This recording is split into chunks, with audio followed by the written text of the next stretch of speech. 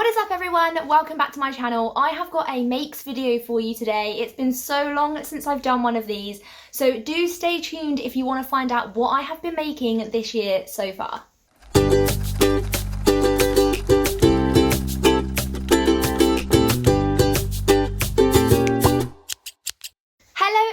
Welcome back. Thank you so much for joining me again today. If you are new here, hello and welcome. My name's Bonnie and this is Happy Space Creates. On this channel I talk about sewing and crafting related content, so if that is something that you are interested in, do click the subscribe button down below. I would love to have you. It's been a pleasure being on YouTube so far. I love my little community that I have here. So do click that subscribe button and join in the gang. Today I have got a makes video for you. I haven't done one of these, I think, since last October, which is crazy. And I didn't really feel like I was making that much, to be honest, to warrant a monthly makes, because I was kind of only making one thing a month. But I have quite the little abundance to show you this time around. So I might waffle on a bit on this video, so I do apologise.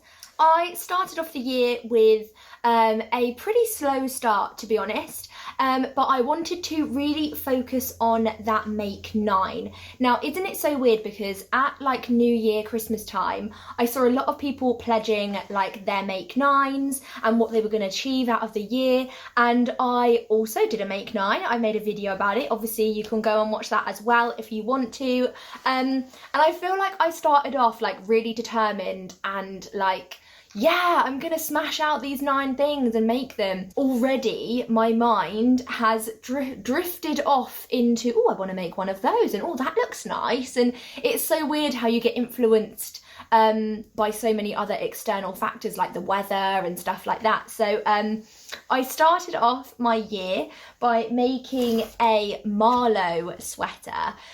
This was top of my make 9, and the Marlowe sweater is by True Bias.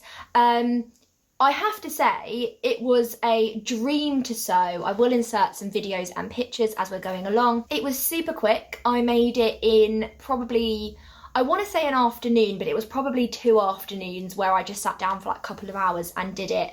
I used my overlocker for the entire thing. I know, and I'm not even that friends with my overlocker, and she was kind to me that week. Yeah, it was amazing. My fabric was a cable knit kind of black jersey from Thirst for Fabrics. Love those guys up there. And yeah, I got this cable knit jersey. I actually ordered it, I think, on New Year's Eve, like when I was sitting watching the TV, because I'm boring and didn't go anywhere. And yeah, it came pretty quickly after that and I got stuck in straight away. It was super quick and easy. What I loved about this pattern is that there's 2 different length options. I made the short version because I feel like it goes with all my like mum jeans, and you can just chuck it over literally anything it goes with. It's like really simplistic, boxy kind of fitting cardigan. Like I said, it goes with everything. It's got just a real simple shape.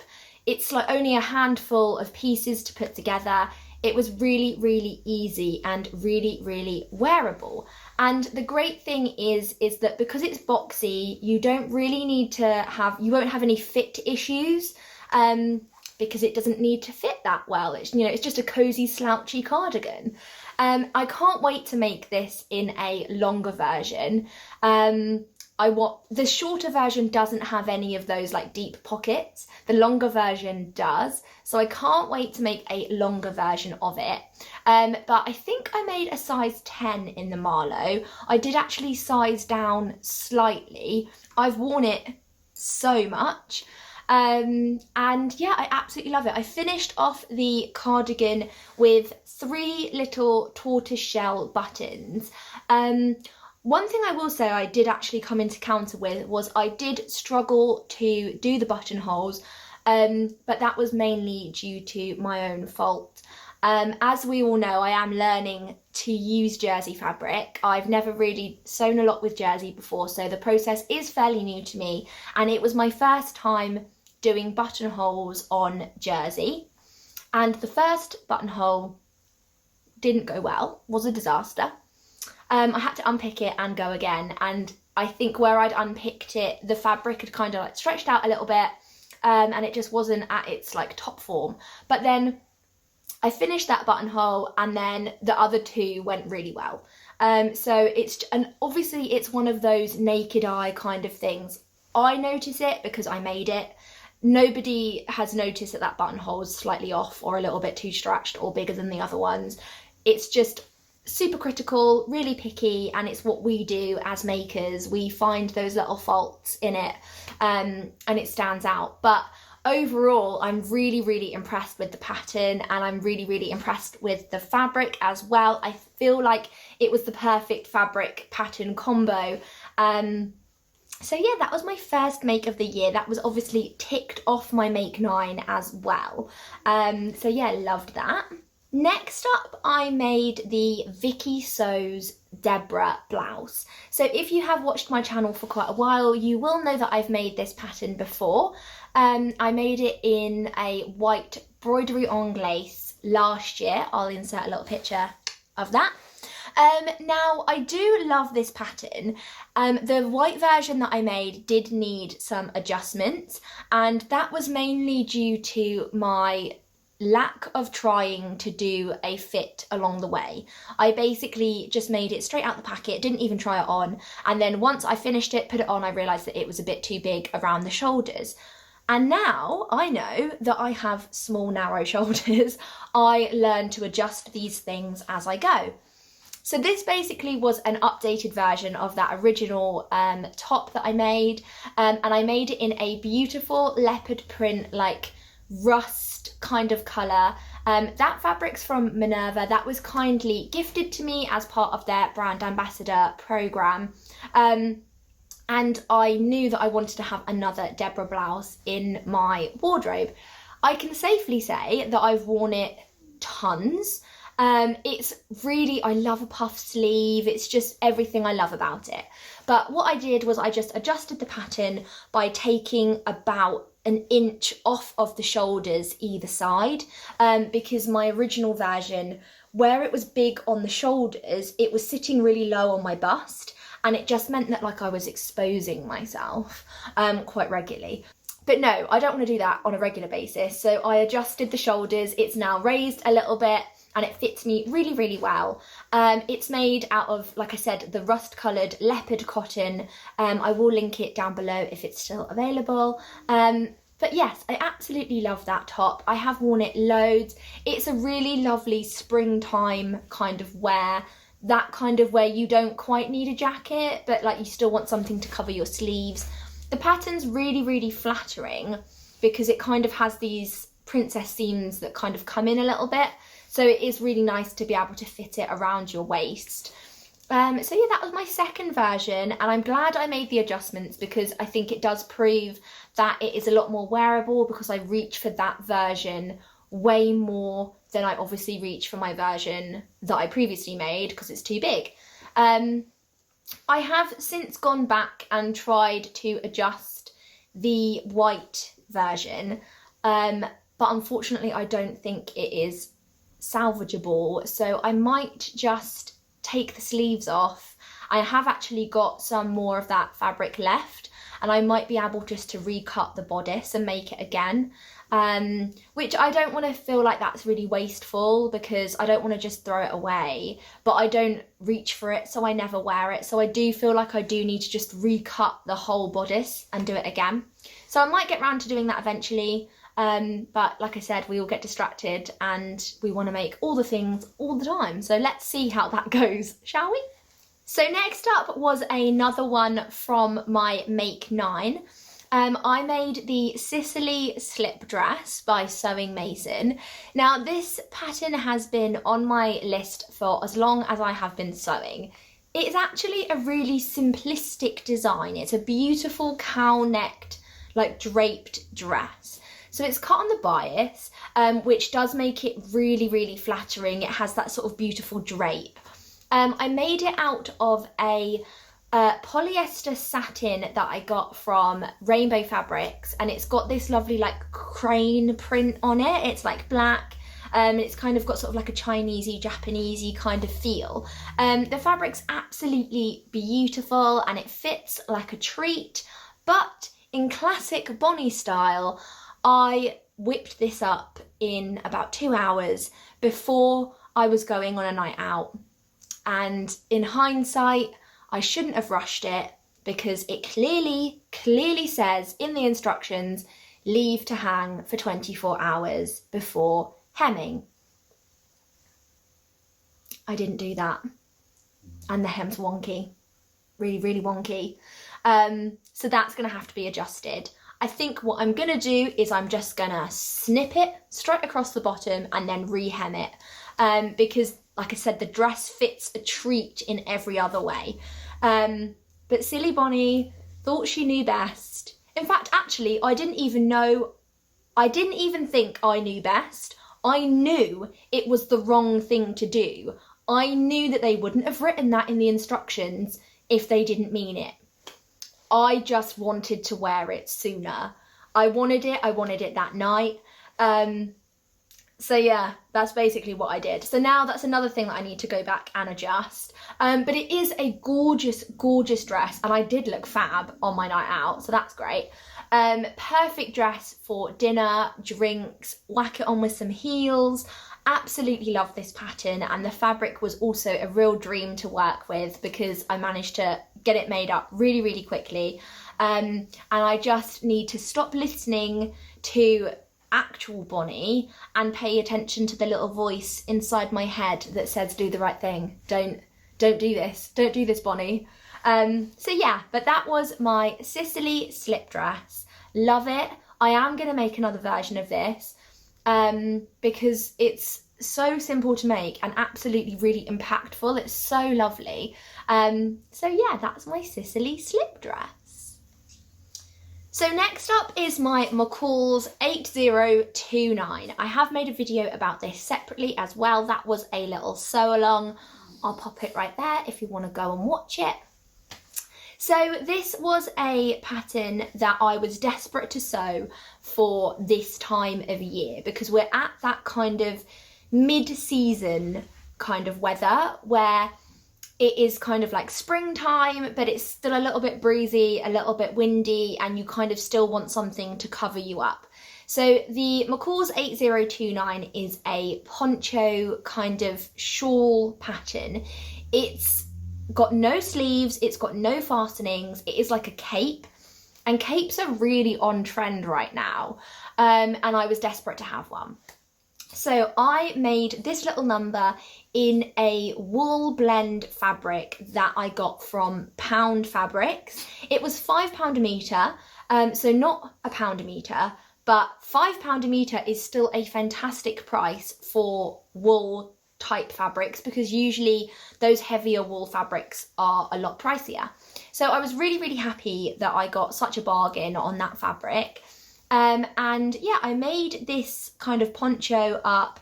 It did take me a couple of days, and obviously like with any big four pattern, the instructions are, I mean, you're lucky if you get 2 pages. Mostly they're 1 page. So there was mostly really good instructions until I got to one part, and it just confused me. There was a part where you had to attach the front section to the back section, and essentially the pattern is just a series of rectangles that sew together, but for some reason I couldn't figure out why one side was longer than the other. But if you go back and watch the video of the sew along, it explains it all in there, and once I understood how it was going to go, the instructions did make sense. But I felt like I had to lay out all the pattern pieces and kind of configure it a little bit beforehand, because just reading those instructions, I didn't get it. But once I had laid all the patterns out and stuff and had a little play, it kind of all did fall into place, which is lucky. And I do feel like without having previous sewing experience, that maybe wouldn't have happened. Overall, it's a very beginner pattern because there's no buttonholes, there's no You know, it's really quite simplistic, no sleeves to insert, but that one section, I thought, God, if this was my first pattern I was making, that would put me off for life. But other than that, it went really well. It was quite a quick make. Like I said, it took me a couple of days, but I was only sewing it in the evenings. I'm really, really impressed with this. I think it looks super, super stylish, and I have already worn it out a few times, kind of like evening, like pub gardens kind of thing. Like I said, you throw it over jeans and a t-shirt and it just looks really, really stylish. So yeah, that was my most kind of recent make actually. I wanted to make it before the kind of winter was out, but also kind of before summer was here, so springtime. And I can see myself wearing this an awful lot. It was quite... I kind of feel like it gave me a bit of like a celebrity kind of look. I can imagine quite a few kind of celebrities wearing something like this. Obviously like dressed down, not on the red carpet, but I was really happy. I feel like it looks like I would have bought it in a shop. I did do a couple of extra touches to it to give it a more professional finish. The pattern called for just the two sides to be sewn together, with some edge stitching, so therefore you would have had raw edges exposed. The reason I believe they did this is because the pattern was asking for a boiled wool fabric. Obviously that doesn't fray, so that would have been ideal, but because the fabric that I had chosen was a bit of a looser weave, I needed to make sure that those were enclosed. So I just basically switched it round, did it right sides together, and then flipped it out again, which is obviously what we're so used to doing. It's like standard practice, but it did actually make it look really professional. So I am really glad that I did that step just to give it that little bit of finesse. And then lastly, I made the Davenport Dress by the Friday Pattern Company. This was a Christmas gift that I got from my other half's mum. She saw the pattern and thought it was right up my street, which it is.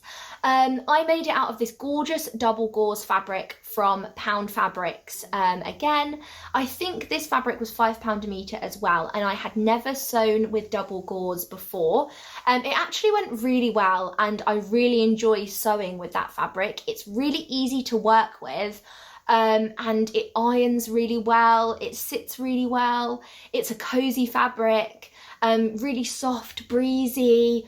Yeah, the fabric is an absolute dream. I loved it. I did size down to what it said on the packet, but I went by the finished garment measurements, and I do believe I did do the correct thing. It does fit me really well because it is kind of like a loosey, floaty dress anyway. There's a lot of room in there, so I feel like I did the right thing. I actually didn't put the sleeves on it. I made it sleeveless. I just did some bias binding underneath the ruffle.